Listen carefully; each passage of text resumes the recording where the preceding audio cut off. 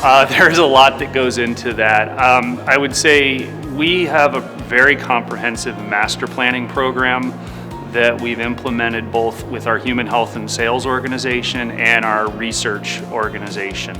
And if you think about the footprint that we manage, by and large, that is the largest piece of property that our organization works with and manages. So we typically will sit with those folks to really understand what their strategies are for the future, what their headcount looks like, and also start talking about workplace design and what activity-based work environments might look like, how we integrate labs into offices, and really try to create that holistic discussion. And then we also bring in the financial side of that and the capital side of that to really try to create an aligned global view of what we're going to do first, second, and third, but also talk about what the space is going to look like as we start fitting it out.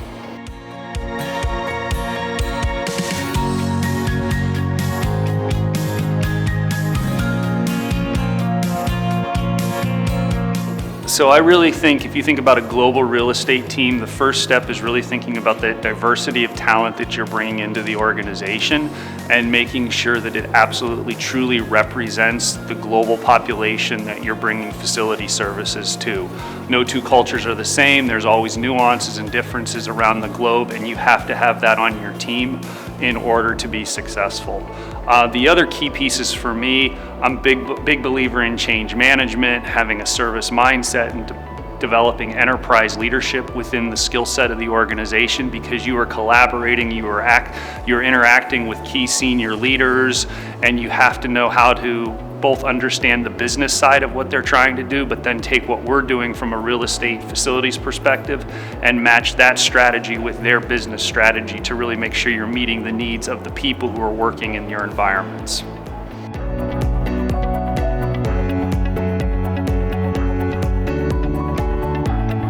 So we have many strategic partnerships. We've worked with JLL, CBRE, we've worked with Gensler, across the board from real estate facilities management organization. It is actually a key part of our strategy and actually absolutely something that we have to do in order to deliver the services.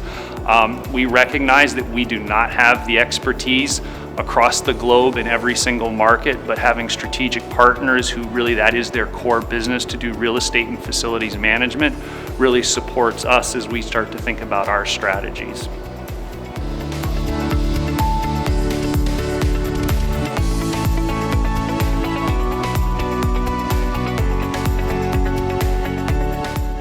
Absolutely. I think the one that I'm probably the most proud of that we recently completed, and we did the grand opening, I believe it was November of last year, was for our South San Francisco research facility.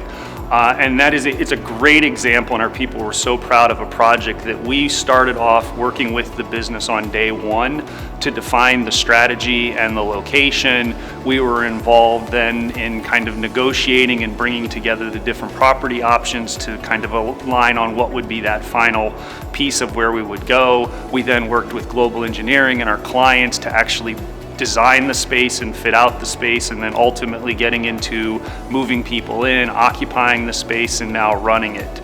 So it's a great example, as I talked about earlier, about that master planning program, how we really took a project from, hey, I have an idea from our research folks, we need to be in San Francisco because that's a huge hotbed of talent that we want to capture, to actually turning it into a blank piece of property with nothing on it, to now a fully functioning research facility that we're really hoping for great things from a Merck perspective.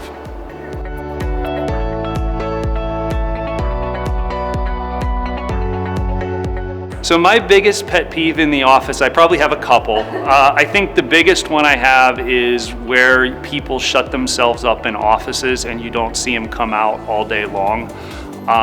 It gets at a lot of different things, from people not collaborating and interactive to creating kind of these barriers.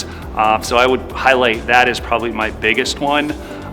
The other ones there was a session we were talking about yesterday here where people were actually asking questions, what are kind of spaces you don't like to be in? It's conferencing rooms that don't have windows is the other one. I like that ability where you do have natural light and you kind of have line of sight to different things. Helps you to keep more engaged and alive and well when you're kind of in those types of settings.